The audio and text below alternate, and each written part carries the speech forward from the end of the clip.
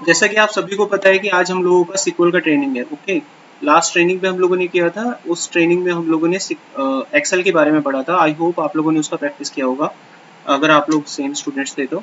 But today we are going to discuss about the SQL. Okay, तो सबसे पहले हम इसका थोड़ा इंट्रोडक्शन करेंगे, छोटा सा 10 मिनट का। After that all of the things जो भी मैं यहाँ पर आपको बताऊंगा, एनी स्टेटमेंट्स, एनी क्वेरी, जो भी कुछ हम करेंगे वो सब कुछ प्रैक्टिकल होगा। ओके, तो आई होप आप सभी ने अपना नोट पैड और पेपर पेन लिया होगा। कुछ भी अगर आपको नोट करना हो so simply you can note down, और अगर कैसा भी कोई क्वेरी आप लोगों का होता है so please ask. Okay, so now I am going to start it.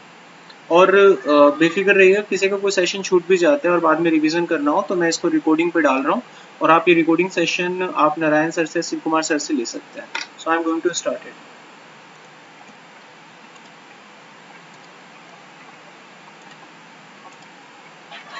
Okay, so सबसे पहले हम इसका इंट्रोडक्शन लेते हैं, व्हाट इज माईसीक्वल और why we use it. So here you can see it is a database management system. It is a DBMS software. So what is database actually? Database is the collection of the data that we have to store in a particular format inside the software so that we can easily access it. यानी ये एक software होता है जो database को store करने के काम में लाया जाता है। अब डाटाबेस क्या होता है? डाटाबेस जहाँ पर भी आप अपनी कोई जानकारी, अपनी इंफॉर्मेशन किसी सॉफ्टवेयर में स्टोर करते हो उसको हम एक डाटाबेस कहते हैं। लेकिन अगर हम डाटाबेस में जो जानकारी स्टोर करते हैं और एक इस तरीके से उसको स्टोर करें कि जब भी हमें ज़रूरत हो हम आसानी से वो डाटा वहाँ से रिट्रीव कर सकें और उसमें स्टोर करवा सकें, इसलिए हम वहाँ पर एक मैनेजमेंट चाहते हैं, और उसी मैनेजमेंट को यहाँ पर डीबीएमएस के नाम से जाना जाता है। तो डीबीएमएस सॉफ्टवेयर एक माईसीक्वल का टाइप हो गया। ओके, आप देखो,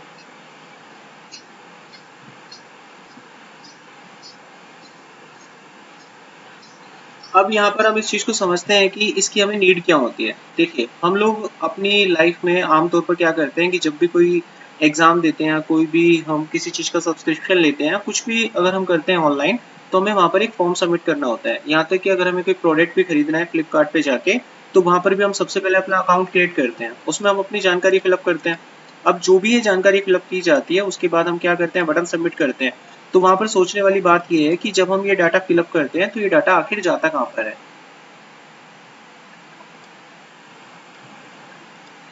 तो हमें ये समझना है कि ये डाटा आखिर जाता कहाँ पर है। ओके, तो देखो, होता क्या है बैकएंड में, जब भी आपने कोई फॉर्म फिलअप किया तो ये डाटा बैकएंड में एक डाटाबेस में जाके स्टोर होता है, और वो डाटाबेस एक टेबुलर फॉर्मेट में बनाया जाता है। एग्जाम्पल के रूप में जो डाटा आपने फिलअप किया था वो एक टेबल में गया होगा। टेबल में ऑलरेडी हमारे पास 3 एट्रीब्यूट होंगे वहाँ पर, और जैसे आपने पहला रिकॉर्ड सबमिट किया तो पहला रिकॉर्ड वहाँ पर जाकर एंटर हो जाएगा। After that it will enter the second record, after that it will enter the third record. इसी तरीके से अगर हमें कोई डाटा अपने डाटाबेस से निकालना होता है तो भी वो इसी प्रोसेस का ही यूज करता है। ओके, तो इस तरीके से जब हम डाटा को ऑर्गेनाइज करते हैं और अपने डाटाबेस में स्टोर करवाते हैं, ऑटोमेटिक ये काम हो जाए, तो उसके लिए हम क्या करते हैं, जो भी वेब एंड या फिर हम कह सकते हैं बैक एंड के जो डेवलपर होते हैं, उन बटन्स के ऊपर जो वो कोड लिखते हैं उन कोड को क्वेरी कहा जाता है। तो वो वहाँ पर क्या करते हैं, क्वेरी लिख देते हैं। इसी क्वेरी को बनाने के लिए हम लोग सिक्वल सीखते हैं। अगर हमें सिक्वल आएगा तो हम ये क्वेरी लिख पाएंगे, अगर हमें सिक्वल नहीं आएगा तो हम ये क्वेरी सीख नहीं पाएंगे और उन बटन्स के ऊपर उन क्वेरी को लिख नहीं पाते हैं। और इसको जहाँ पर स्टोर किया जाता है वो हमारा डेटाबेस होगा। अब यहाँ पर देखिए काम कैसे करता है। जब भी मान लीजिए फॉर एग्जांपल आपने कोई फॉर्म सबमिट किया, आपने कोई रिकॉर्ड डेटाबेस में एंटर किया, या फिर आपने किसी अकाउंट में लॉग इन किया, तो सबसे पहले आपकी जो रिक्वेस्ट होती है वो डीबीएमएस सॉफ्टवेयर के पास पहुंचाई जाती है।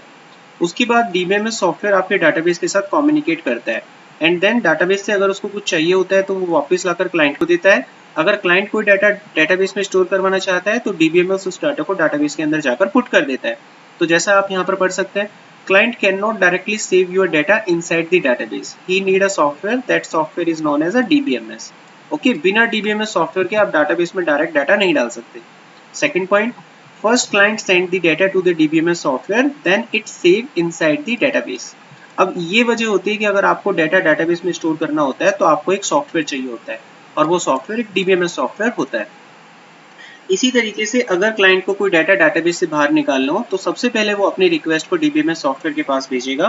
उसके बाद डीबीएमएस सॉफ्टवेयर अपने डाटाबेस के साथ कम्युनिकेट करेगा और वहां से जो डाटा आपको चाहिए होगा वो निकाल कर आपको ला कर देगा। अब हम यहाँ देखते हैं कि मार्केट में आज के टाइम पर कौन कौन से डीबीएमएस सॉफ्टवेयर अवेलेबल हैं जो आमतौर पर ज़्यादातर यूज़ किए जाते हैं। तो यहाँ पर आप देख सकते हैं Oracle, then MySQL, then SQL server, Postgres, MongoDBMS।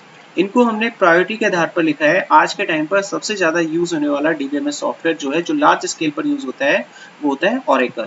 उसके बाद सेकंड नंबर पर अगर कोई यूज़ होता है तो वो होता है MySQL। इसके पीछे भी कुछ वजह है MySQL को यूज़ करने के पीछे।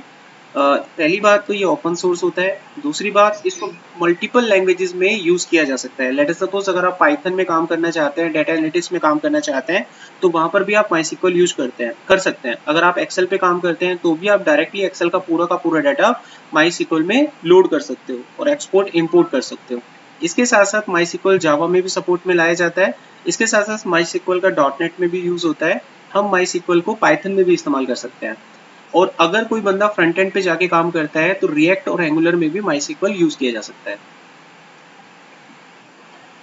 अब हम यहाँ पर देखते हैं डीबीएमएस जो हम पढ़ रहे हैं उसके कितने टाइप होते हैं। There are basically 2 type of DBMS software. जो पहला टाइप होता है आपका, उसे हम कहते हैं सिक्वल। सिक्वल को आप सिंपली कह सकते हैं it is the RDBMS type, यानी कि रिलेशनल।